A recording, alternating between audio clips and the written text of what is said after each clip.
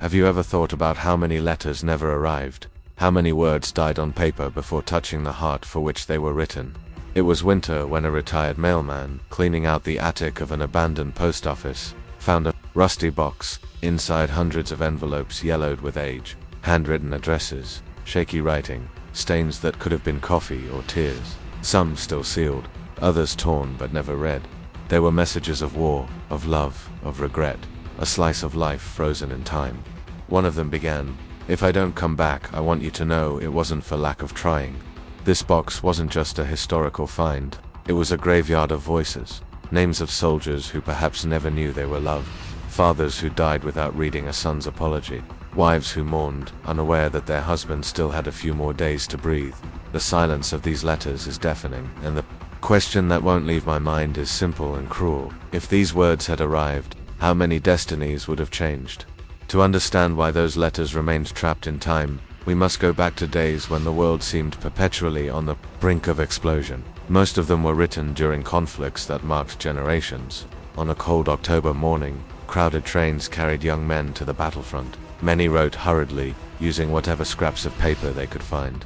As the locomotive's whistle announced their departure, the fate of these messages depended on military postal workers, men who walked amidst gunfire to deliver a word of hope. But not all of them arrived. Bombings destroyed entire mail depots. Officials censored passages deemed dangerous. Some were simply abandoned, forgotten in suitcases, warehouses, or sealed boxes. The world kept turning, but those stories remained buried. Behind all this, there was also politics, fear, and self-interest. War did not want certain truths to circulate, and this is what transforms each envelope in this box into more than just paper and ink. They are witnesses to a time when even love had to pass through a filter. And before we continue, if this story has already touched you, please like and subscribe, because what follows will show that the consequences of these lost letters still live on among us. These letters are not relics sitting in display cases, they explain a throbbing now. When a war tears through a city, it severs the thread that connects a mother to her child. The world is experiencing the greatest human displacement ever recorded. More than 120 million people have been forced from their homes by war, persecution, and violence. It's a number that weighs heavily on the heart. 1 in every 67 people on the planet. To those far away, it seems like a cold statistic. To those inside, it's the face of a missing child, the phone that rings unanswered, the envelope that never arrives. Lost letters are no accident. They are a symptom of a planet in flight. When the border becomes a trench, communication breaks. Down at the first impact, networks collapse, towers burn, post offices close. Still, some people cross ruins to carry 2 lifelines. The humanitarian network maintains a minimal thread of contact. The International Committee of the Red Cross operates programs to reconnect families, conduct searches, and register the missing. In many places, word still travels in paper messages, called Red Cross messages. It's simple, it's slow, but it keeps someone going for another day. What we call a letter becomes proof of existence. It's the written reminder that someone is still waiting for someone. War doesn't just speak the language of mourning, it speaks in the price of bread. In July 2025, the Global Food Index returned to its highest level in over 2 years. It's still below the historic peak of 2022, when the invasion of Ukraine pushed the world into a grain and vegetable oil crisis. But the grocery bill continues to squeeze those who can least afford it. Meat and oil prices have risen. Cereals have retreated a bit, but not enough to lighten the shopping cart. Every extra penny is a grain of anxiety on the plate. This is how a bomb that falls far away explodes in the neighborhood cash register. And, once again, the letter doesn't arrive because the truck's route has changed, the port has closed, or the sea has become dangerous. There's also the unexpected echo of the past in the present. In late 2023, a letter postmarked in 1943 was found in an Illinois post office and delivered to the family 80 years later. The envelope crossed generations to tell a story the war had left half-finished. It wasn't a miracle. It was people insisting on finding the recipients. It was a piece of paper surviving storage, moves, and renovations.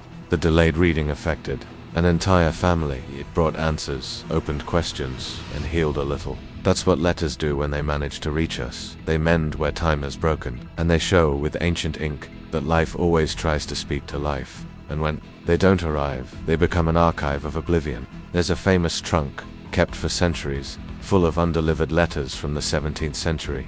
It rested in the Netherlands with thousands of messages frozen in time, many still sealed. Today, scientists can unfold these letters without tearing them, using X-rays and digital reconstruction, and read lives suspended in mid-air. Technology opens what history closed, and each recovered page proves that the postal system's failure isn't a detail, it's a chapter. People married without hearing goodbyes. Children grew up without hearing forgiveness. Cities changed without receiving warnings. The past isn't silent, it was just locked away in the countryside and in the city. The first casualty of every war is trust. You send a note, someone decides whether it lives.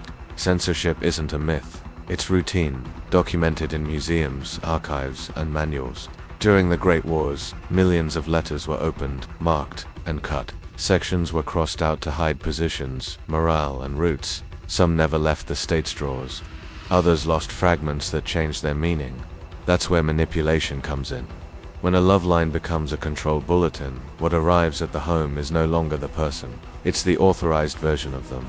And official silence carries the weight of a rubber stamp. But life invents paths. In recent wars, when the letter fails to get through, the voice becomes an archive. They are hastily recorded audios, internet, signals stolen from the sky, 30-second videos sent from shelters. The logic is the same as the letters. It's someone saying they're alive, asking for strength, arranging a meeting. And when the power goes out, when the battery dies, technology takes over as the lost envelope. NGOs step in, track, cross-reference data, try to bridge the gap between those who disappeared and those who stayed. Each encounter is the end of a private war. Each reunion is a victory that doesn't make the news, but saves an entire world within. A home dot now. Look at your table. The more expensive bread.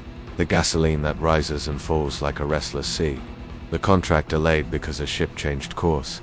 A child's remote class that fell when the provider was hit. This is when the distant becomes close. The entire planet feels the shrapnel. The food index has retreated from its peak, but insecurity remains high for millions. The work of those who plant and harvest has become a gamble, and fear eats before lunch. If you're wondering what all this has to do with a box of letters, the answer is straightforward. What doesn't arrive at one address puts pressure on another. The lost message is a cost, a mourning, a delay. It's one less thread holding together the social fabric. And yet, amidst this painful present, there are those who write, those who feel the urgency to apologize, those who confess what they never said, those who explain what they didn't have time for, those who leave simple instructions so the family doesn't fall apart. A letter can span decades and land at the exact moment a family needs to hear it most. Sometimes the signature arrives late, but it arrives as if it were always on its way. It's proof that humanity can resist noise, and it's the bridge to what's coming next.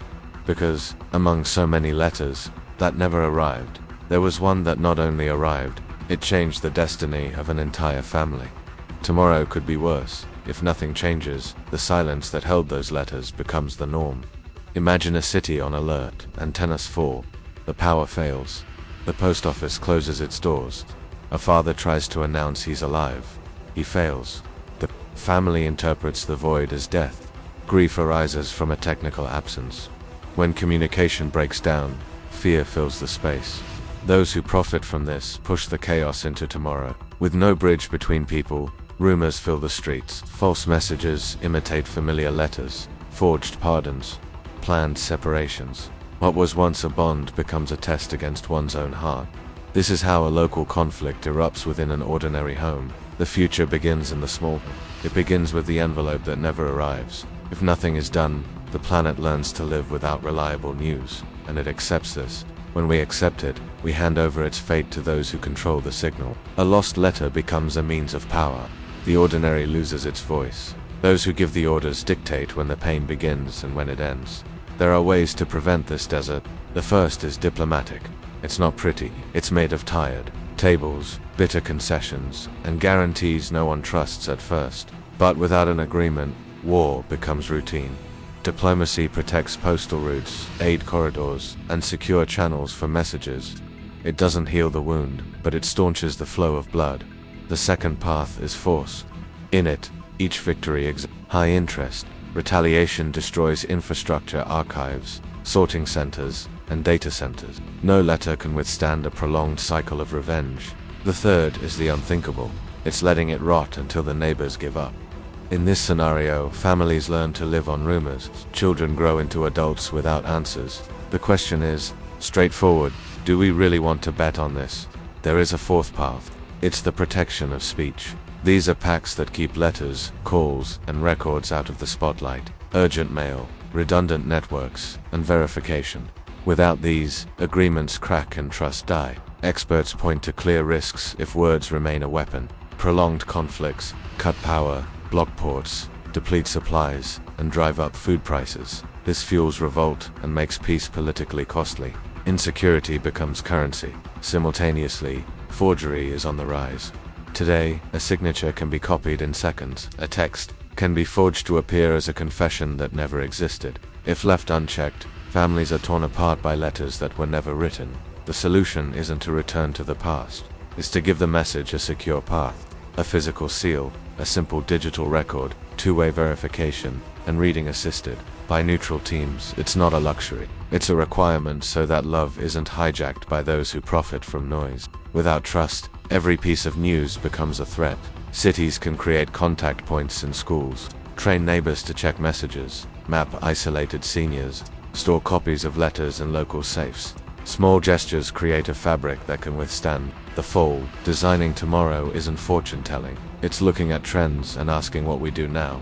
If diplomacy gains momentum, we'll see more stable humanitarian corridors, prisoner exchange agreements, protected delivery of family messages, and databases for the missing. It's not a happy ending. It's a respite. If the logic of force prevails, war changes address. It expands to seas, clouds, and cables. Satellites crash, mailboxes burn, data centers vanish.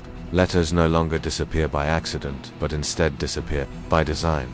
In the unthinkable, the world normalizes disappearance, accepts incomplete lists and late responses. Deleting questions becomes a habit.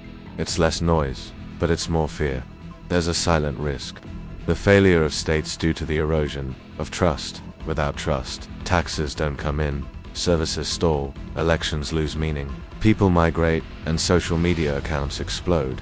Algorithms begin to define what is true before any human interpretation. If it's with us next time, how to avoid the worst. People don't ask for miracles, they ask for three simple things. Minimum, protection for speech, secure messaging routes, and a public commitment to transparency in times of crisis. Governments can sign pacts to secure postal services, telephone services, and data centers.